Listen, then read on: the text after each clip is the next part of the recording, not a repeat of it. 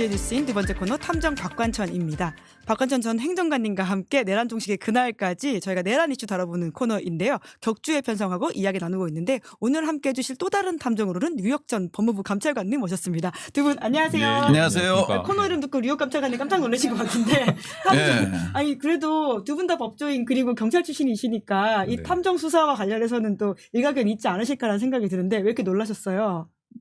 류혁 뭐, 감찰관님. 일각이라보다는 한번 열심히 해보는 거죠 뭐. 아, 예. 달려보죠 뭐. 예. 네.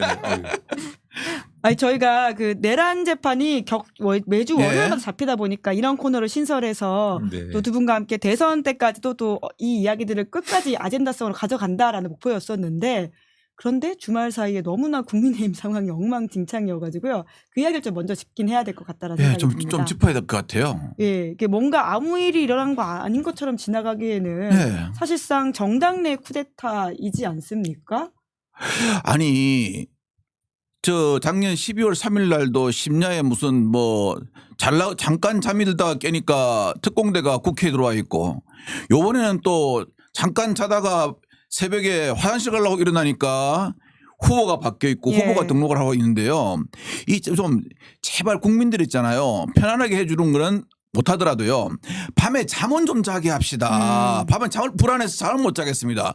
자고 나면 바뀌고 자고 나면 바뀌어 있고 전직 총리도 내가 잠든 사이에 입당하고 후보 돼버리고 또 자고 나니까 다음날 또 바뀌어 있어요. 저는 진짜 이게 뭔지 모르겠어요. 이러니까 우리나라의 개그 프로그램이 다 폐지되는 겁니다. 개그 프로그램 더 재밌어요.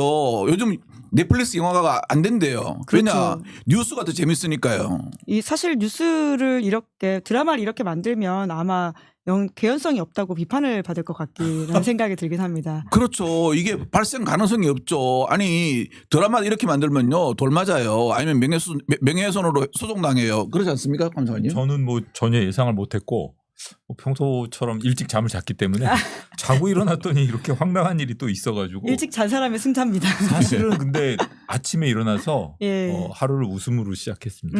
이 기사를 보면서 이렇게 황당하고 재밌는 일이 이게 정치판에서 이렇게 아주 비상식적인 일이지 않습니까? 그러니까요. 그러니까 뭐 사실 법률적인 측면에서 뭐 검토할 수 있는 문제라기보다는 이렇게 황당하고 비상식적인 일들이 마구 일어나는 그런 정치판이 좀 어떻게 보면은 국민의힘이 아침부터 이렇게 웃음을 주고 있지 않나 뭐 이런 생각도 하고 그런 생각 들었습니다. 친구들 그 저기 뭐야 그 카톡방. 카톡방에 예. 아주 그냥 뭐 세상에 이런 슈퍼 코믹 코리아가 있느냐고 뭐 그런 글도 많이 올라오고 그래서 그래가지고. 이준석 후보가 예. 이재명 선거운동 해주는 게 아니냐 뭐 이런 식의 글을 쓰기도 했더라고요. 이제 네. 국민의힘 행태라고 하는 게.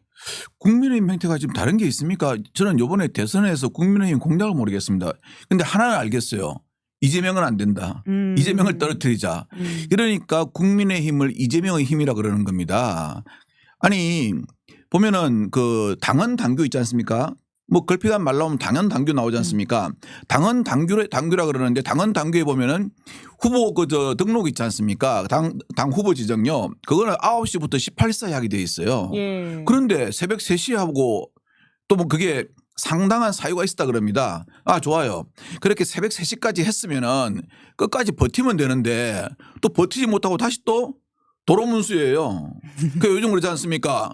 저 뭐고 잠결 덕수 도로문수라고 그러지 않습니까? 잠결에 덕수가 됐다가 도로문수가 됐다가 하니까 좀 이름을 좀 이렇게 틀리면은 예. 우리 뭐 유역 감사관입니다가 박관천 그러면 관천 유역 그러면 틀릴 수가 있는데 뭐 문수 덕수 문수 하니까 이거 옛날 코미디 하는 것 같아요. 실제로 저희 출연하시는 분들 중에서도 이름이 헷갈려가지고 섞여서 예. 말하시는 분들도 꽤 있고 했었는데요. 예. 뭐 그런 블랙 코미디가 지나간 것처럼 보이긴 하는데 한덕수의 정치적 운명은 그럼 끝났다 이렇게 보십니까? 그 정치적 운명을 갖다가 손에 쥐려고 조금이라도 손에 쥐려고 상당히 노력하는 것 같아요. 그러니까 뭐 이제 뭐 장당 이야기도 나오고 여러 가지 이야기 나오지 않습니까? 그래서 지금 뭐 한간에 떠도는 정보지 같은 데 보면요. 갈 길 잃은 친윤이란 말이 나와요. 아 정보지에 그런 말이 예, 있어요? 그리고 갈길 잃은 예, 친윤? 그게 또 뭐 노래 가사 같더라고요. 내 마음은 갈 곳을 잃어. 그러니까 내 배지 갈 곳을 잃어 이래 되는 것 같아요. 예. 이게 정치판이 있지 않습니까? 이런 코미디를 하면요 정말 안 되는 거예요. 왜냐하면 옛날에 저희 사람들 잠 못 자게 하는 거 있죠. 이거 일본 순사가 고분할 때 하는 거예요. 아이고. 아니 지금 저 투보 나오신 김문수 씨가 뭐라 그랬습니까? 뭐 우리 할아버지 할머니들은 국적이 다 일본이었다고. 혹시 그거 착각해가지고 하는 거 아닙니까? 그렇게 하면 안 된다는 거죠 저는요. 네. 그 정보지라고 하는 게 소위 말하는 밭이라고 해서 또도는 찌라시보다 훨씬 더 이게 수준이 높은, 그러니까 정보의 그렇죠. 순도가 예, 높은 예. 정보지를 말씀하시는 거죠. 예. 박관전 행정관님처럼 과거에 정보의 중심에 있었던 사람들이 보는 내용인 것 같은데, 갈고리를 친윤이라고 한다면 그러면 지금 이제 권영세 비대위원장은 사퇴를 했고, 예. 그리고 권성동 원내대표는 남아 있는 상황인데, 남아있어야죠. 다 사퇴하면 그러면 전부 다 밖으로 뺏어가면 어떡할 겁니까? 그럼 그분들이 열심히 선거 운동을 김문수 후보를 도울 거라고 보십니까? 좀 봐야 알겠지만 예. 제가 보기로는 과연 그 마음이 진심일까 하는 마음에 대해서는 퀘스천 마크가 있고요. 그다음에 그 국민의힘이라는 그 큰 정당이 있지 않습니까? 이게 어떻게 보면 지금 이제 뭐 다음에 여당이 계속 여당이 될지 야당으로 전락할 야당으로 바뀔지 모르겠지만 일단은 제 2당 아닙니까? 원래 이 정치라는 것은 자금과 그 사람으로 하는 거거든요. 그걸 갖다가 서로 안 놀라 그러는 거 있죠. 근데 요거는 갖고 가고 꼬우면은 네가 나가라. 이제 이런 식으로 나오겠죠.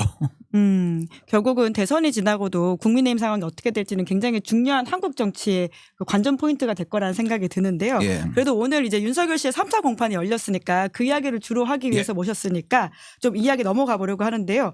그에 앞서서 이 댓글창에 자꾸 류혁 감찰관님한테 윤석열 편 아니냐, 친윤이다 이런 이야기가 있는데 좀 직접 말씀을 여쭙고 시작하는 게 좋을 것 같아서. 예, 제가 예. 저기 그 매불쇼인가 뭐 거기에서 이제 모 의원님께서 말씀하신 다음부터 그런 얘기를 많이 듣고 있는데, 제가 뭐 분명히 비판으로 제가 받아들여야 될 점 중에 하나는 그 내가 사람을 정말 그때 잘못 봤구나, 징계파동 사태 때. 근데 저는 이렇게 계엄까지 할 줄 몰랐거든요. 근데 그때 당시에 계엄을 예상하신 분들이 있었을지 저는 의문입니다. 그리고 그 징계파동 이후에 1년 6개월 후에 대통령이 됐는데 저는 그 당시에는 대통령이 되지 정치에 참여하지 못하도록 할 수 있는 길이 여러 가지가 있을 거라고 생각을 했었습니다. 어쨌든 그거는 그렇고 예. 그 점에 있어서는 뭐 저도 정말 유감스럽게 생각을 하고요. 그다음에 찐윤이라고 그러는데 그거는 여러 번 아니라고 말씀드렸는데, 저는 윤석열 대통령이랑 개인적으로 친분이 전혀 없어요. 밥도 같이 먹은 적이 한 번도 없고 같이 근무한 적도 없습니다. 그리고 그 사람들한테 물어보면은 윤석열 그 사단의 일원이냐? 그럼 전혀 아니라 그렇고, 저는 사실은 어디에도 속해 있지 않아요. 전자공학과 출신이지. 게다가 그 중학교 선배, 고등학교 선배, 대학교 선배 전원 다 법조에 한 명도 없거든요. 예. 어떻게 보면 외톨이 같은 사람이고, 사실 그리고 법조인, 보통 통상적인 법조인들처럼 제가 지내지도 않았기 때문에 취미도 좀 독특하고 뭐 그런 사람이고. 철인 3종 경기를 하시죠. 그러니까 예. 그러니까 네가 감찰관이 된 거를 너를 운동을 열심히 해서 운동권으로 착각해서 감찰관 시켜준 거 아니냐, 그런 얘기를 할 정도로 뭐 그런 말씀을 하시는 분도 있고, 그다음에 1등 공신이라고 그러는데 1등 공신인 것 치고는 계속 감찰관, 이건 임기제거든요. 예. 쫓아낼 수가 없는 자리거든요.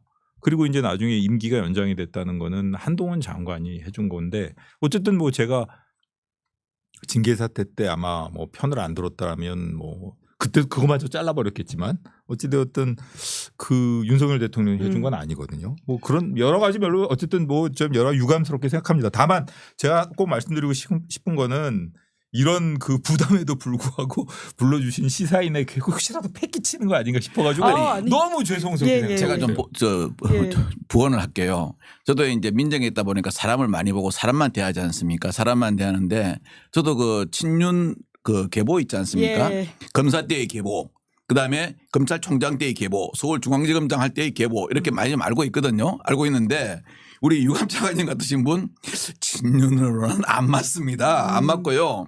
실은 그 친윤파가 생긴 거, 검찰 내에 생긴 거 있지 않습니까? 그게 원래 그 2013년도 박근혜 정부 때 그 댓글 사건 수사하다가 그랬죠. 날아갔지 않습니까? 날아가고 난 다음에 언제부터 그게 좀 더 진해졌냐면요. 서울중앙지검장 복귀하면서부터 그게 진해졌어요. 그래갖고 이제 그게 그때는 친윤 검사라 그랬습니다. 그래가지고 그게 확실하게 매듭을 지은 사건이 하나 있었습니다.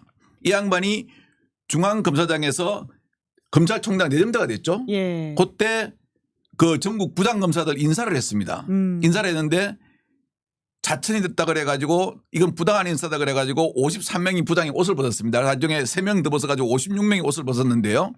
그중에 친윤으로 분리된 사람도 있었습니다. 그래서 우리가 이제 그 다음에는 친윤 검사라는 말이 나오지 않고요. 아 이런 말 해도 되는지 모르겠다. 아.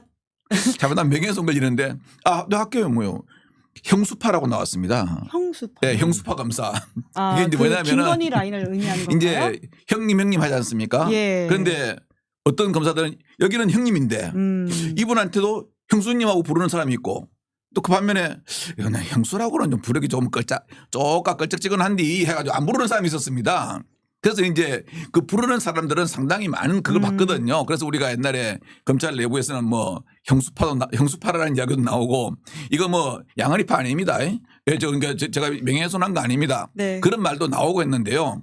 우리 유감찰관님은 그렇지는 않은 거예요. 그런 데는 아마 끼지가 어려울 것 같습니다. 역시 정보의 핵심에 계신 분이 이런 이야기를 하십니다. 수사를 잘 못해가지고 아마 급하게 끼지 못했나. 네. 놀기만 해가지고. 네. 근데 말씀하신 것 중에 그 형님 그러니까 형님을 실망시킨 사람은 살아남을 수 있어도 예. 형수님을 실망시킨 사람은 살아남지 못한다는 얘기가 있더라고요, 진짜로. 예, 그래서 그때 그 형수파라고 저는 뭐 형수파라고 그래갖고 새로운 신흥 조폭인가 생각했거든요. 검찰에 근데, 형수파가 있었다. 그런데 그 가입된 사람들이 보니까 전부 다 검사더라고요. 야, 참 지금까지도 김건희 씨가 포토라인에 서지 않고 수사에서도 지금 적극 협조하고 있지 않다라는 사실이 맞닿아서 좀 들리는 이야기이긴 하네요. 그렇죠. 예. 그런데 요번에는요, 제가 보니까 그 검찰의 어떤 조사의 칼날이 있지 않습니까? 그 못 피해 갑니다. 뭐 14일까지 출석록을 했다 그러더라고요. 뭐 요번에도 한번 그럼 그대로 버텨보십시오. 검찰이 어떻게 나오는가.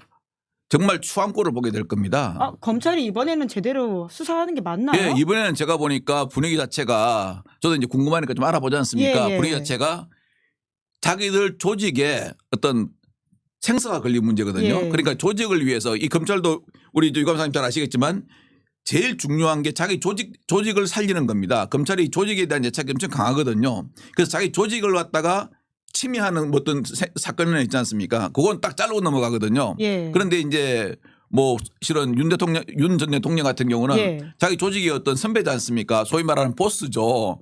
거기는 손을 안 대더라도 제가 보기에는 김건희 씨는 버리는 카드가 되지 않을까 저는 그렇게 생각합니다. 저는 사실 국민의힘의 소위 말한 정치 쿠데타가 끝난 이후에 어떤 모든 가능성이 제거됨으로써 드디어 예. 검찰이 움직인 건가라는 생각이 들기까지 하더라고요. 근데 지금 움직이지 않을 수 없는 상황이 됐죠. 아. 3월 그렇죠. 23일 날 이창수 중앙검사장 복귀하고 난 이후에 어떻게 보면은 지금 이제 5월 14일 날 소환했다고 지금 언론 보도가 나오고 있는 것 통보했다는 같은데 거죠. 예, 14일 날. 통보했다는 건데 예. 사실은 그것도 아주 이례적으로 늦은 겁니다. 그렇죠. 이거는 뭐 사실 그보다 더 빨랐어야 되는 거고 그리고 우리 뭐 박관천 뭐 행정관님 말씀하셨지만 이게 지금 그렇게 수사를 한다고 해갖고 조직을 살릴 수 있을지는 의문이에요. 네. 이거 한다고 살지 못할 것이다. 살기는 어려울 것 오. 같습니다. 근데 이게 지금 예. 여태까지 신망을 너무 잃었기 때문에 예. 그리고 아마 중앙 내부에서도 언제 소환을 하니 그다음에 중앙 검사장 눈치를 안 볼 수가 없을 거거든요. 부장들이나 이제 검사들 예. 수사 담당하고 있는 사람들 그리고 또 저쪽에서는 뭐 변호인 통해 가지고 뭐 갖은 뭐 이렇게 뭐 이사를 해야 된다는 등 갖은 이유를 들이댔을 텐데 이제는 더 이상 미룰 수 없는 상황이 됐고 중앙에서 보면은 지금 남부에서 압수한 그 통화 내역 건진법자 그 뭐 여러 예. 통화 내역 이런 것도 수사에 참고하겠다고 하는 거 보니까 이거는 뭐 앞으로는 수사를 피할 방법은 없어 보입니다. 그럼 대선 전에 구속영장을 칠 가능성도 있다고 보세요? 제가 보기에는 만약의 경우에 5월 14일 날 불출석하고 예. 체포영장까지 진행이 된다 그러면 예. 기각되던 발부되던 일단 영장까지는 청구해야 될 겁니다. 요새 근데 합리적 예측이 너무나 많이 틀리는 시절이라서. 예. 근데 여기서 한 예측은 맞는 네. 거예요. 아, 그러셨죠. 맞는 예. 거 맞아요. 왜냐하면 증거 관계가 거의 다 확보된 상황이기 예, 때문에 예. 본인이 부인하면 증거인멸의 염려가 있거든요. 그때 증거 관계 어느 정도 다 확보가 끝났다 그럽니다. 끝났기 때문에 제가 보기로도 뭐 한두 번 정도 부르면은 신병 처리 여부를 결정할 거로 보입니다. 예. 왜냐하면 최근에 제가 이제 저 카톡에 들어있는 걸 보면요. 그 명태균 씨가 약간 좀 신뢰하는 예. 그 남 변호사 외에 또 다른 알려진 변호사가 있어요. 약간 나이 연세가 많으신 분이. 예. 근데 그분이 저한테 그러더라고요. 야, 박프로 오세요. 예, 그러니까.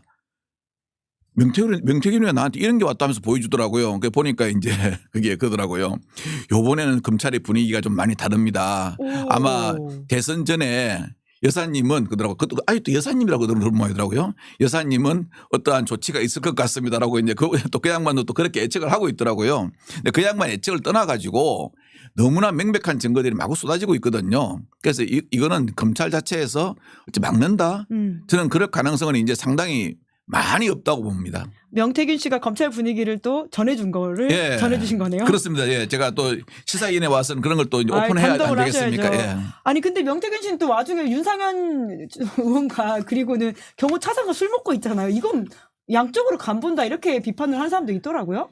그 사람은 원래 태생이 정치 브로커 아닙니까? 정치 브로커 여붙다 저붙었다 해야 되지. 그러면 한쪽으로만 붙으면 그게 정치 브로커입니까? 그거는 운동권이나 그러는 거고요. 예. 정치 브로커는 자기 신념이 없습니다. 이익에 따라 왔다 갔다 합니다. 아, 예. 여튼 고객 관리하는 거. 예. 다음에 6월 3일 예를 들어서 6월 3일 지나가지고 예를 들어서 뭐 이번에 야당이 이제 대통령이 되지 않습니까? 예. 뭐 야당에 뭐 이제 이재명 후보가 나왔는데 되면은 만약 이재명 후보가 콜 하면은 바로 달려올 걸요. 아이고. 예. 거기는 이 소위 브로커의 세계는 있지 않습니까? 이익만 있지 의리는 없습니다. 예. 네. 명태균 씨가 전해준 검찰 분위기라고 합니다. 단독으로 공개하셨습니다. 오늘 윤석열 씨가 처음 포토라인에 드디어 서긴 했는데요. 뭐 사과 메시지라든지 아무것도 없었어요. 이거는 류혁 감찰관님 먼저 좀 어떻게 보셨는지 궁금합니다. 일단 아마 오늘 보니까 저 윤곽근 변호사 예, 같이 옆에 갔더라고요. 이제 같이 예, 간 걸로 예. 되어 있는데 아마 변호인들이 얘기를 했을 겁니다. 뭐 말하지 사실 말라고? 예, 그 페이스북에 올린 글 가지고도 뭐 국민들 여러분들이 뭐 보면은 이거 뭐 정치 개입하는 거냐 그리고 그 내용 하나 하나에 대해서도 뭐 비판 여론도 예. 많고 그러니까 그리고 또 법정에 출석하면서 예를 들어 소란이 벌어진다던가 혹은 지지자들을 너무 자극한다던가 이래가지고 좀 예측 불가능한 사태가 발생하면 본인한테 유리할 게 하나도 없거든요. 예. 게다가 또 추가 기소가 하나 됐지 않습니까? 직권남용으로. 예. 그렇기 때문에 뭐 그 부분과 관련해서 검찰에서 구속을 해달라고 요청을 한다던가 혹은 지기현 부장이 예. 그걸 이유로 삼아가지고 영장을 발부할 수도 있어 보이기 때문에 본인도 아마 그런 점을 최대한 유념해가지고 조심하고 있는 것 같아요. 그러니까 이게 점점 에스컬레이션이 걸리고 있는 것 같아요. 처음에는 아예 그 법정을 촬영도 못 하겠다가 이제는 네. 포토라인에 섰다가 예. 그러면 다음엔 재구속이지 않을까라는 기대를 하시는 분들이 구속을 계시거든요. 해야 되겠죠. 예. 그거는 뭐 희망사항이기도 하지만 사실은 이 범죄의 특성이라던가 예. 윤석열 대통령이 석방된 이후에 보이고 있는 행태 보면 단순하게 본인이 범행을 부인하는 걸 넘어서 가지고 정치적으로 개입하려는 의도를 보이고 있지 예. 않습니까? 한덕수 총리 그 사태 김문수 그 후보 교체 파동에서 강제 단일화?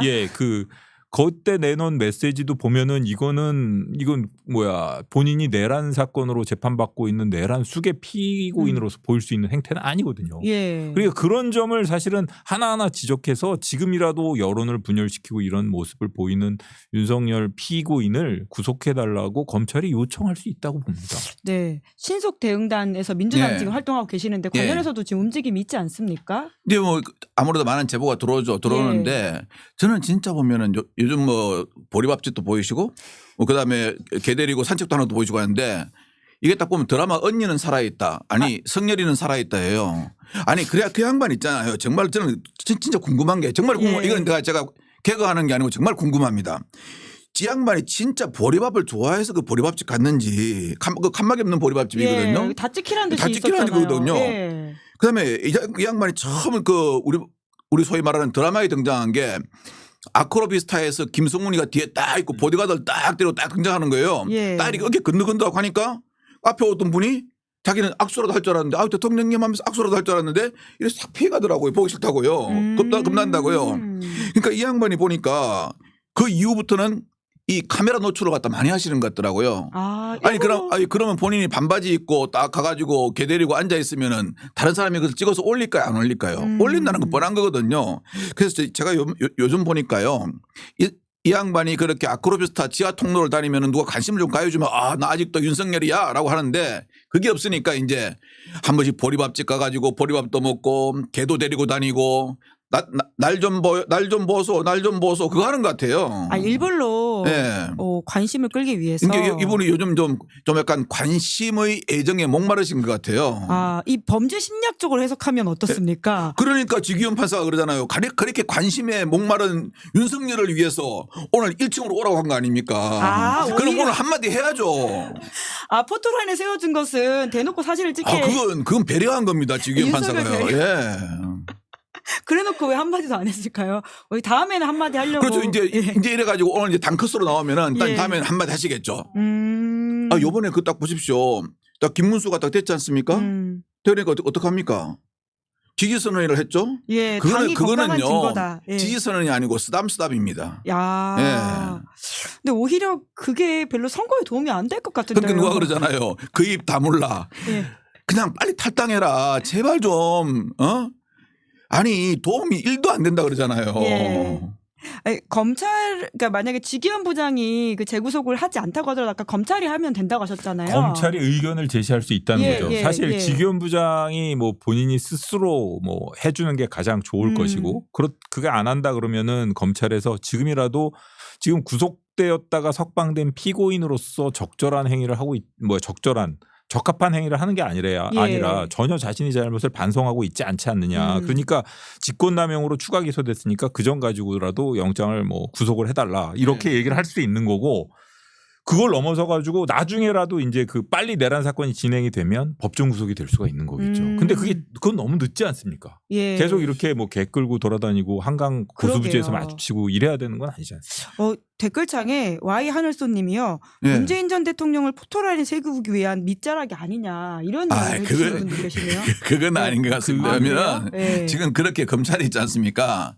간이 쪼그라질 대로 쪼그라들던데 그래요? 그걸 갖다 그렇게 저는 지금 검찰이 밑자락 깔 그런 여유가 있습니까? 이거 법원의 결정이긴 그거보다는 할 법원에서 텐데. 이렇게 그렇죠. 윤석열 대통령을 포토라인에 세울 것 같으니까 예. 문재인 대통령을 일부러 서울중앙지법에 기소를 해서 그렇죠. 같이 대통령을 세우려고 했다는 그런 예. 의도는 있어 보일 그런 수 건 있죠. 있어요. 예. 그러니까 뭐 그렇게 예. 그런 거 아니야? 이렇게 의심해볼 여지는 있어 보이고 사실은 중앙지법에 기소를 하게 된 것도 좀 이상하거든요. 그렇죠. 전주의 사건이었는데 네, 그렇습니다. 이례적으로 서울로 보냈다라고 하는 것도 이유를 댔는데 여러 가지로 뭐 21부에 있는 사건하고 뭐 27부에 있는 사건 그리고 27부에도 재배당 병합 요청을 하고 뭐 여러 가지를 했다 그러는데 저희도 그러지 않아도 뭐 법조인들끼리 모여가지고 얘기를 해보면 이게 아주 이례적이다. 합당치는 않은 것 같다. 그 전주에 있었던 사건을 양산 쪽으로 보내는 것도 아니고 예. 원래는 피고인의 주소지 관할이 원칙적 관할이거든요. 근데 그것도 아니고 중앙지법으로 기소를 하고 그리고 중앙지법에 기소한 뭐 관련 사건이라고 하는 게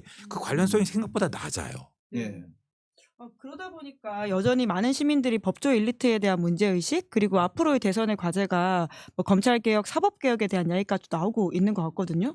그중에 하나가 이제 이재명 대표에 관련한 대법원의 파기한 송심 결정이었던 것 같은데 이번 주에 이제 민주당에서는 청문회 한다라고 하잖아요. 예. 안 나올 경우에는 어떻게 합니까? 뭐 제가 보니까 안 나올 가능성이 많고요. 그렇죠. 그리고 이제 뭐 민주당도 아직까지 이제 대선 정국이 있기 때문에 너무 그렇게 오버액션 하지는 않을 겁니다. 그런데 저는 딱 그거 한마디 하고 싶어요. 요번에 이러한 사법 파동이 있지 않습니까? 예. 이거는 대법원이 자초한 겁니다. 왜냐? 판사의 판단 있지 않습니까? 이거는 둘 다를 만족시킬 수는 없습니다. 왜냐하면 이해관계가 충돌되니까 판사한테 온 거죠. 그럼 한쪽은 만족하고 한쪽은 만족 안 할 수밖에 없습니다. 예.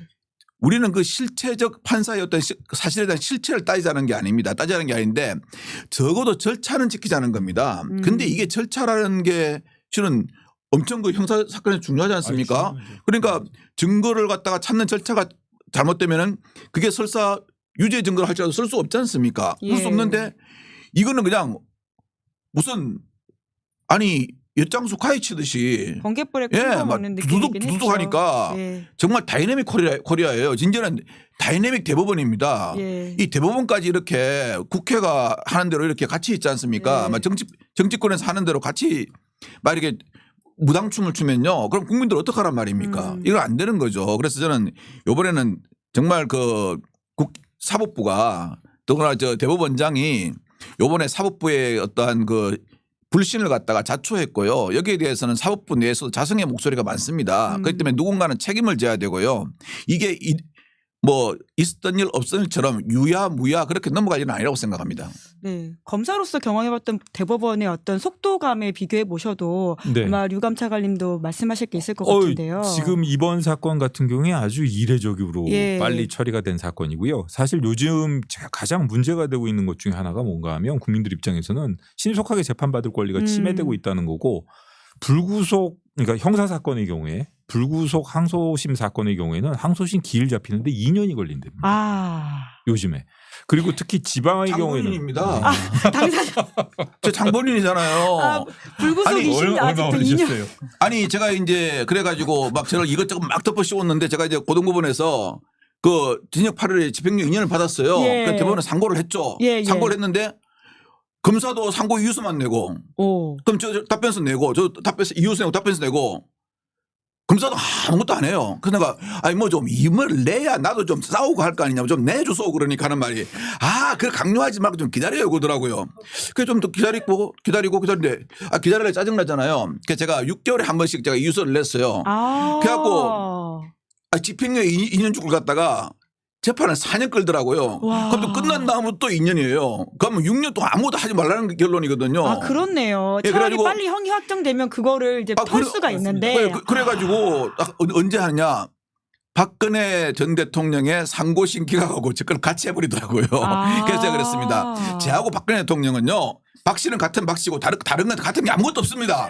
근데 왜 같이 하냐고 그날요. 네, 이런 사법 피해자가 생기지 않습니까? 그러니까 이런 것 때문에라도 그런데 그런데 요번에 그건 왜 그리 빨리 해요? 그러니까 이게 지금 그 대법원 나는 6년 거기는 6일 거기는 뭐 지금 당대표라고 지금 9일 예. 아니, 거기는 당대표라고 특혜주고 나는 6년 끄는 거예요? 민간인이라고? 그러게 말이에요. 그러니까요. 예, 그 당시에 이제 박근혜 정부 당시에 10상시 문건 폭로 사건으로 네. 이제 네. 겪었던 사건을 예. 말씀하시는 예. 것 같은데. 공무상 기밀 뉴스라고 예, 그러더라고요. 예. 전문적인 용어로. 예. 예. 근데 이 사건의 경우에 이제 뭐 박 행정관님 뭐 말씀하셨지만 정치적인 사건이라 그렇다 치더라고도 죄송합니다. 괜찮습니다. 예, 뭐 이건 당한 건데요. 지금 실제로 피해를 당한 사람들이 네. 이게 구제가 안 되고 있어요. 그러니까요. 그런데 불구하고 이 사건의 경우에는 그렇게 빨리 했다는 음. 거. 그리고 사실 그 헌법재판소의 결정문이라던가 결정하는 태도, 헌법재판소의 그 언어 문장 이런 걸 보면 상당히 이해하기가 쉽지 않습니까? 예. 근데 이번에 대법원 그 판결문 같은 경우에도 좀 이해하기가 어렵고 본인들이 그래 법리적인 판단의 최종적인 결정 권한이 있기 때문에 법리 판단을 그렇게 했다 하더라도 그걸 설득한다던가 시점에 있어서라든가 국민들에게 받아들일 수 있는 그 수용 가능성을 네. 최대한 고려했어야 되는데 수용 가능성을 고려하지 않았고 그냥 평균적인 사람들도 왜 저렇게 서둘러? 라는 인상을 받도록 만들었다면 그거는 대법원장이 최소한 그 판결 시점이나 이런 데에 대한 정무적인 판단은 실수한 거죠. 네. 그 이번 판결 관련해서는 저는 가장 좀 대법원이 뼈아파야 될 게 일제강제동원 피해자 사건이 지금 수년째 그렇죠. 끌어지고 예. 있다고 하더라고요. 그와 비교해서 지연된 정의는 정의가 아니다라는 식의 이야기를 한다는 게. 제가 그 말씀을 드리려고 그랬는데. 예. 아니 참 생각을 속상하다. 해보세요. 예. 저는 이건 사건 기록이 지금 뭐 엄청 많다 그러거든요. 뭐 6만 페이지라 그러잖아요. 예. 제 사건 기록은 보니까 한 2,000페이지가 안 돼요. 2,000페이지인데 6년 걸렸어요? 2,000페이지인데 6년 걸리고요.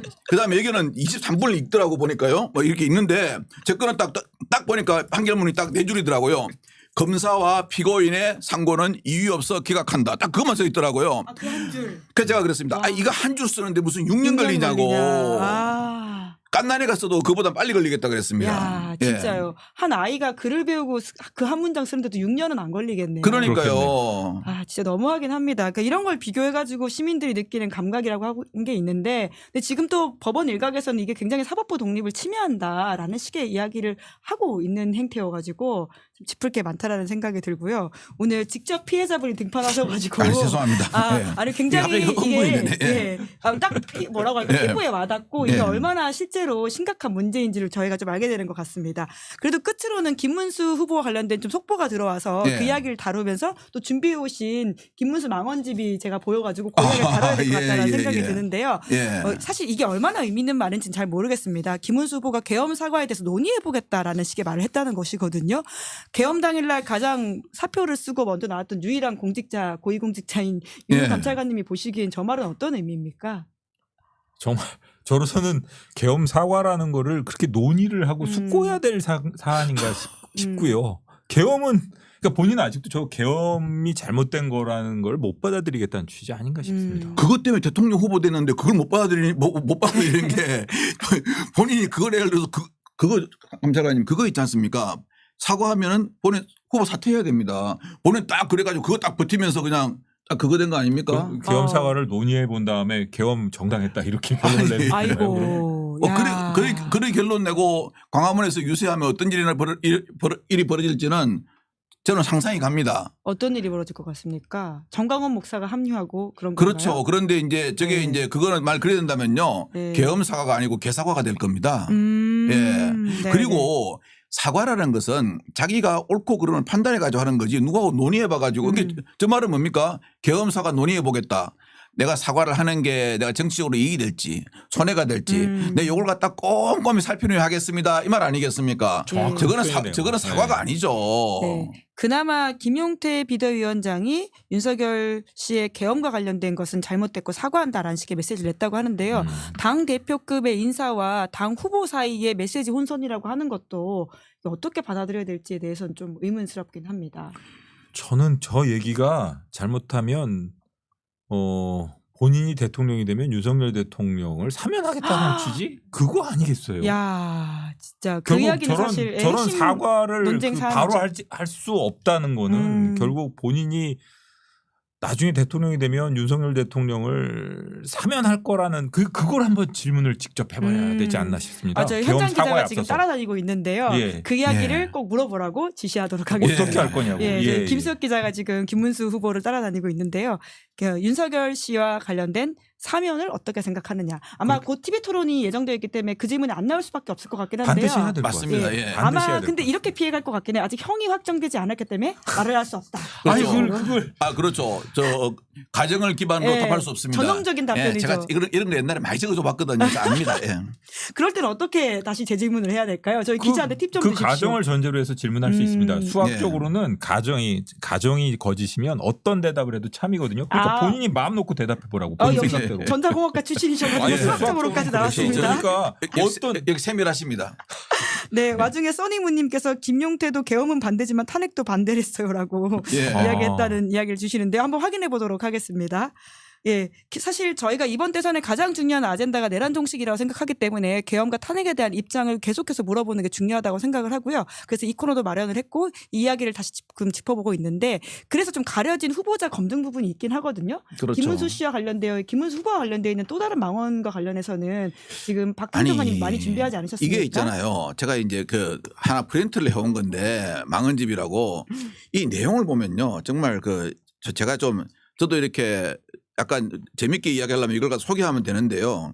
이 좀 말하기가 좀 그래요. 무슨 뭐 우리나라 여성들이 화장도 안 하고 씻지도 안 않고 하셔도 될 것 같아요. 이렇게 하는데 예. 제가 오늘 며칠이죠? 오늘 5월 12일입니다. 오늘 12일이죠. 제가 김문수 후보가 12일 날 예. 망언한 걸 하나 오늘 소개해 드릴게요. 오늘도 했어요? 아니요. 12일 날. 언젠가 했냐면 12일. 예, 2022년 10월 12일 날 CBS 라디오 인터뷰 나가서 뭐라고 그랬냐면요. 문재인 전 대통령이 총살감이라는 생각은 지금도 변함이 없다 하는 그걸 했는데요. 국민 여러분 조심하십시오. 이분 대통령 되면요. 문재인 전 대통령 총살될 수도 있습니다. 참 과거에 그게 제가 오늘의 망언입니다. 오늘의 김문수 후보의 망언입니다. 오늘 12일이니까요. 이분요. 이 시리즈로 하면요. 매일 하나씩 나올 겁니다. 제가 이렇게 읽어보니까요. 야 이거 오늘 12일이고 또 내일 우리가 13일에 금요일 이런 영화도 있지 않습니까? 예. 그럼 12일에 망언, 13일에 망언, 14일에 망언하면요. 제가 보니까 거의 한 달 내에 소개해도 될 것 같아요. 켜켜이 쌓여 있다 예. 이런 말씀이신 것 같은데 지금 민주당에서 신속대응단 부단장으로 박관천 행정관님이 행동하고 계시니까요. 관련한 모음집은 아마 온라인에 있을 것으로 보입니다. 예. 궁금하신 분들은 하나하나 확인해보고 후보자 검증을 할 수 예, 있다. 요거 온라인에 올려놨습니다. 제가 그래가지고. 예. 저희가 이제 아름다운 이야기를 하기에도 부족한 시간이니까 그 망언들을 전하진 않고 직접 아이고, 보시라고 국회, 전하도록 하겠습니다. 끝으로 대법원에서 국회 대법원장 청문회 불출석 입장을 전달했다라고 하는데요. 안 나올 거라고 예상하셨는데 그대로네요. 바로 돗자리 깔겠습니다. 그러면 끝질문을 읽어드려야 될 것 같은데요. 이렇게 대응하는 사법 엘리트와 법조 엘리트에 대해서 우리는 어떤 검찰개혁과 어떤 사법개혁을 해야 된다라고 보시는지 여쭙고 싶습니다. 저는 뭐 참고로 말씀드리면 지금 뭐 민주당에서 대법원 개혁이라던가 이런 법관 개혁 이런 거 법원 개혁 얘기를 하고 있는데 제가 오기 전에 좀 공부를 해갖고 왔는데 독일 연방대법원이 대법관 수가 상당히 많다고 예. 알고 있었거든요. 독일 연방대법원은 3심제에 있어서 최종 결정기관이기도 하지만 어쨌든 신속한 재판도 중요하고 그렇기 때문에 연방대법원이 100명이 넘는다고 예. 하는데 2023년 1월 기준으로 독일 연방대법원의 대법관 수가 153명이라 그래요. 그러니까 이 153명 지금 보면은 기록도 제대로 보지 못하고 여러 사건들이 지체되고 있지 않습니까? 예. 우리 박 행정관님 사건의 경우에 몇 년 동안이나 지체가 됐다고 하는데 신속한 재판을 위해서라도 독일 연방 대법원처럼 어쨌든 간에 이렇게 좀 이 시스템 지금 현재 이렇게 재판이 지연되고 있는 시스템은 최소한 개선을 해야 될 것 같고 그다음에 법조 직역이라는 게 이렇게 놓고 보면 저도 법조인으로서 이야기를 했지만 법조인들끼리 정의와 일반적인 국민이 생각하는 정의하고 좀 괴리가 있는 것 같아요. 그리고 일반 국민들 사실은 사법 시스템이라는 게 일반 국민들이 동의할 수 있는 그런 사법 시스템이 돼야 되는데 법조인들이 생각하는 사법 시스템은 자신들이만의 이렇게 그 사법 시스템 자신들만의 이런 분위기를 만들어주고 중요시하고 있단 말입니다. 그런 점도 아마 개선하기 위해서 여러 가지 조치를 취해야 되지 않나 이런 생각이 듭니다. 네. 너무 진지한 얘기를 했는 것 같아요. 아니요, 중요한 이야기죠. 진짜 진지하게 해야 됩니다. 왜냐하면은 이제 곧 새로운 세상이 올 거니까요. 중요한 이야기 이게 해야죠. 요번에 있지 않습니까? 그 대법원 그 파동을 겪으면서요. 우리나라 기존의 그 소위 말하는 권력층의 그 기득권 권력층의 카르텔이 있지 않습니까? 저는 그게 또 다른 이면을 보았거든요. 그래서 이런 문제에 대해서는 이거 피해자는 국민입니다. 누구든 예. 피해가 될 수 있고요. 그래서 이거는 분명히 개혁을 통해 사법개혁이라는 걸 통해 가지고 한 번은 바로 잡아야 된다고 생각합니다. 즉 대형 로펌과 법원과 그다음에 검찰에서 소위 말하는 귀족 세력들이 갖고 있는 어떤 카르텔이 있지 않습니까? 그 부분은 반드시 짚고 넘어가야 된다고 생각합니다. 네. 저희가 내란종식이라고 하는 데 있어서 그래서 계엄을 반대하는 사람이 넓은 연대를 만드는 게 중요하다고 생각을 하고요. 그래서 두 분의 이야기를 같이 들어보는 시간이 그래서 의미 있다라는 생각이 드는데 제가 사실 드린 질문지에 비해서 순서대로 진행을 안 하고 마구 건너뛰었거든요. 그래서 굉장히 당황하시는 모습들 제가 자주 목격을 했는데 많이 당황했습니다. 예.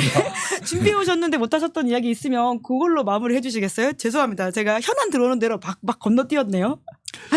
예. 저는 그렇게 생각합니다. 좀 이렇게 우리 국민들이 상당히 작년 12월 3일부터 많이 스트레스도 많이 받았고 예. 이제 그렇게 했다고 생각하는데 이제는 있잖아요. 좀 이렇게 어떠한 그 정치인들이 이번 대선에서 국민들한테 좀 희망을 주고 따뜻함을 주고 그동안 우리가 잘못한 거에 대해서 우리가 잘못했으니까 앞으로 이렇게 잘하겠어 하는 위로를 줄 수 있는 그런 앞으로 한 22일 남았거든요. 예. 20일 남았으면 여건 야근 간에 좀 그렇게 하면 좋겠습니다. 네. 제가 너무 뒤죽박죽 진행해서 죄송하다는 말씀 다시 한번 아닙니다. 드리면서 열심히 질문지를 다시 보시던데 하시고 예. 싶었던 말씀 준비하는데 아니 못했던 저는 뭐 이야기들 이것저것 뭐든 좋습니다. 준비를 했었는데 예. 뭐 사실은 아까 저 박행준관님하고도 우습게 뭐 얘기를 우스운 얘기 해도 되느냐고 뭐 예, 너무 말씀도 좋죠. 드렸었는데 예. 저는 이 한덕수 뭐라고 호칭을 해야 될지 모르겠습니다. 예, 이 전 나중에 총리. 전 총리 예. 뭐 이분이 광주에 가서 외치신 부분 있지 아. 않습니까? 그거 보면서 정말 그것도 하나의 코미디라는 생각이 들었어요. 전 모욕감이 들더라고요. 예. 이 메시지 자체도 전혀 공감이 되지도 예. 않고 저 말이 어떻게 생뚱맞게 저런 말이 나오나라는 생각도 들었고 이 양반이 참 공감 능력 없이 오랫동안 관료 생활을 해왔구나. 예. 이게 보니까 국민들이 어떻게 받아들일지 이런 부분에 대해서는 상당히 오랫동안 유리된 상태로 그냥 관료라는 그 직업에만 충실하게 50년을 지내오신 분이구나. 이런 좀 그 실망감도 느껴졌고요. 오랜 공직 생활을 하신 분을 이렇게까지 뭐 이렇게 막 뭐라고 얘기를 하는데 또 되는지 모르겠는데 한편으로는 정말 우습고 그게 오랫동안 그 인터넷 돌아다니는 짤이 되지 않을까? 예. 이런 생각 들더라고요. 그렇죠. 이번 선거를 보여주는 하나의 장면이죠. 예, 저도 예, 그게 호남 무슨 사람입니다. 그게 저도 호남 사람이니까 그거였습니까? 예. 내 쓴 돈 돌리도 그거 아닙니까? 아니 뭐 10,000원밖에 안 쓰셨단 말이던데. 뭐 영화를 많이 보셨는지 무슨 뭐 이렇게 러브레터에 뭐 그 예. 외치듯이 뭐 그런 장면으로 그 상황에서 저는 도저히 그게 납득이 가지 않아요. 예. 그래서 이런 점에서도 보면은 법조인들도 그렇지만 관료들도 보면은 오래 관료 생활을 하고 그런 분들이 이게 보면은 자기들끼리 바쁘고 자기들끼리 중요한 일을 하는 것이지 이게 이 국민들 입장은 별로 고려하지 않는 그런 거 아닌가. 저는 그 이런 주말 생각 사이에 들었습니다. 당원들이 그래도 여튼 국민의힘 당원이긴 하지만 네. 또 그걸 막았잖아요. 그래서 우리의 기존 엘리트보다 민도가 훨씬 그러니까 보통 사람의 수준이 훨씬 높구나 이런 생각이 들더라고요. 그러니까 참 이번에 엘리트의 수준과 민낯이 참 많이 늘어났다라는 생각이 당원들이 듭니다. 보기에도 한심해 네. 보였으니까 그러지 않았을까 그러니까 정말 기본도 싶습니다. 지키지 못하고 있는 이것에 대해서 따라줄 거라고 믿는 무능함이라고 하는 것도 우습다라는 생각이 드는데 돗자리를 깔은 김에 지금 오! 그 한덕수 씨가 어떤 생각을 가지고 있을까? 예. 제가 한마디로 한번 줄여볼까요? 예. 예, 뭐 노래 가사 중에 옛날에 그거 있잖아요. 뭐 저 사랑을 믿은 내가 바보였구나. 성렬이를 믿은 내가 바보였구나. 아마 이런 생각을 가지고 계실 겁니다. 아, 한덕수는 그렇게 예. 생각할 것이다. 아, 그리고 저희가 지난 그 방송 때 저기 유혁 감찰관이 모셨을 때 파랑새 이야기가 나왔었잖아요. 예, 예, 예. 그래서 4시 오늘 윤석열 씨의 3차 공판이 재구속으로 끝나지 않을 거라는 기대를 하고 있었는데 그렇게 됐으면 좋겠다는 생각이 아니 듭니다. 저는 그게 언제가 예. 되든 간에 예. 제가 사실 저도 그것 때문에 그 말씀을 예, 드렸어요. 예. 이게 뭐 윤석열 대통령에 대한 호호를 떠나가지고 이런 그런 온 국민을 놀라키고 그런 그 걱정을 끼치고 이 경제적인 상황도 망친 그런 장본인이 저렇게 한강을 개 끌고 돌아다니고 이런다는 그런 모습을 지켜보는 것만으로도 괴롭지 않습니까? 네. 그거만으로도 불의가 느껴지고요. 그런 차원에서라도 좀 빨리 그 재판부에서 신속하게 결정을 내려줬으면 네. 좋겠습니다. 오늘 재판 끝에 네. 마지막에 그런 얘기 할 수도 있는 거 아닌가요? 기대를 가져볼 수도 있는 건가요? 영화 대부에서는 이 고양이를 쓰다듬죠. 그런데 우리나라 대부는 개를 쓰다듬는 것 같습니다. 네. 참 윤석열 씨의 빠른 구속을 기원하면서 그러면 오늘은 두 분과 마무리하도록 하겠습니다. 두 분 감사합니다. 고맙습니다. 고맙습니다. 네, 고맙습니다. 저는 광고하고 마치겠습니다. 여러분들은 보험을 어떻게 가입하셨나요? 대부분의 보험은 전문 설계사가 아닌 가족이나 친척 등을 통해서 묻지마식으로 가입하시는 분들 많으실 겁니다. 그러다 보니 꼭 필요한 보장들이 포함되었는지 지금 내가 보험료를 얼마나 내고 있는지 적정한 수준인지 모르시는 경우가 태반인데요. 이런 분들을 위해서 전문 보험 클리닉 업체 더 착한 보험을 소개해 드립니다. 요즘 경기가 안 좋아서 보험료 나가는 게 부담스러우실 분들 많으실 텐데요. 이럴 때 보험료는 줄이고 보장은 유지하는 방법도 있다고 하니까요. 상담 받아보시면 좋을 것 같습니다. 상담 예약은 대표번호 1644-1236 010-7612-3303으로 연락 주시거나 24시간 언제든지 문자, 카톡 남겨주시면 확인 후 연락드리고 있다고 합니다. 자, 여기까지고요. 저는 내일 오후 5시에 박성태, 장성철 두 분과 함께 돌아오겠습니다. 오늘 방송 재밌게 보셨다면 구독, 좋아요, 알림 설정 부탁드리겠습니다. 고맙습니다.